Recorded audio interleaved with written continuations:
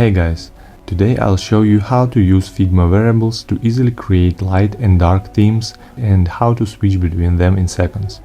But quick note, in Figma's free plan you can only create one mode, so for this workflow you'll need a plan higher than starter.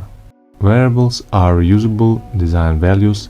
When you update a variable, everything using it updates automatically. I already had a light theme with its colors and I added a dark theme alongside it. Here are the colors we are working with: primary blue, input, text, button text, secondary text, link color. In the light theme it's the same as primary blue, but in dark mode it looks washed out, so we'll make it slightly different. And the card background. Alright, let's go to variables. We create color variables and set up two modes, light and dark.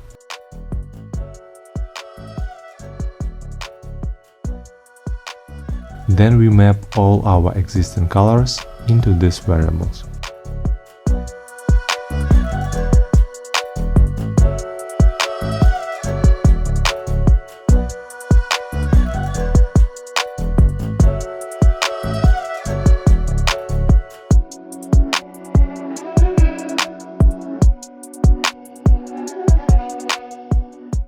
Once everything is ready, we can close this panel. Now we need to replace all static colors in our design with variables. Click on the style icon, go to the libraries tab, and here you'll see all your variables as color swatches with labels. Now we start replacing them one by one. Replacing the main blue, but that's not all.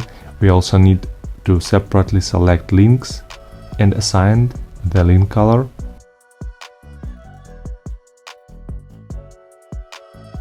Then text, secondary text, inputs,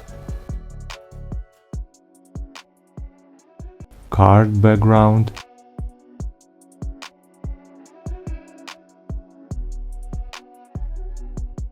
and button text.